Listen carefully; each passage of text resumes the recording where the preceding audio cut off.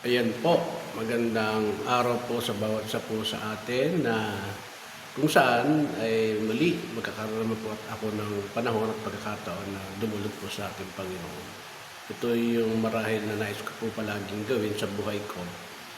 At sa kabila po na lahat ng mga bagay na kaabalahan ay kailangan po pa rin maglaan po tayo ng oras para po sa ating Panginoon. Ang ating pong talatang natubulayan ay ang 2 Timothy 3:16 at verse 17.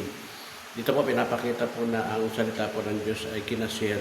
Lahat daw po ng kasulatan ng Scripture ay kinasihan ng Diyos o hiningahan ng Diyos para magamit daw po sa pagtuturo at papabulaan ng mga ibang katuruan at para daw po ang tayo bilang mga anak ng Diyos ay ma-equip po, no?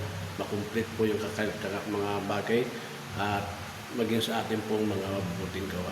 May tatlong bagay po tayo dapat na makita po rito na ito po yung una, yung pong kagamit-gamit daw po ang salita ng Diyos sa lahat ng pagkakataon sa buhay ng tao.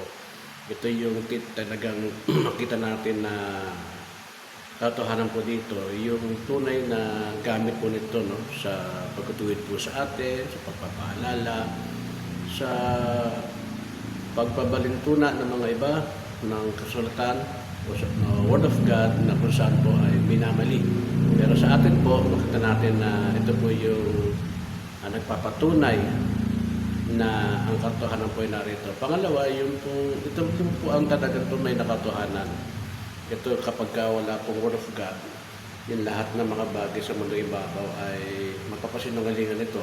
Maging ang kultura, maging ang mga nangyayari po sa buhay po ng tao na kung saan po may kultura, ganung tradisyon, reliyon.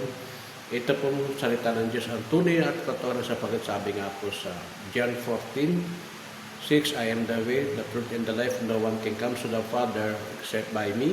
So, ibig sabihin, matibay po ang sabi ng Panginoon sa Kristo na wala pong katotohanan kundi siya. Pangatlo po, ito raw po yung salita ng Diyos na nagbibigay sa atin ng patunay na tayo po ay meron pong calling, no? Ang isa sa mga atas po sa atin gumawa ng mabuti. Makikita po natin sa Ephesians 2:10 na inihanda na ng una ng Diyos yung ating pong mga mabubuting gawa. Hindi po tayo maligtas po sa mabubuting gawa sapagkat hindi po ito yung talagang nilikha po sa atin at inakda po sa atin ng Diyos na buhay.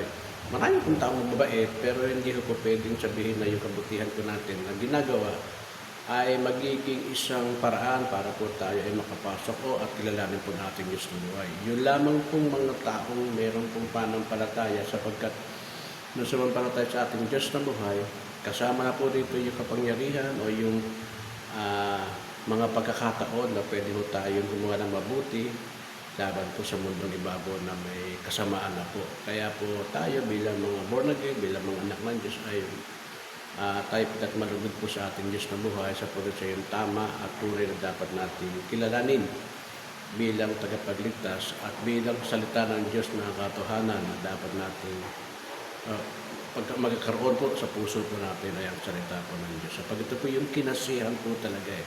At ito yung katotohanan at yung mabuting gawa ay nilagay po sa ating puso para po tayo ay patuloy po makalaban, makapanindigan sa mundong ibabaw. Salamat po at magandang araw.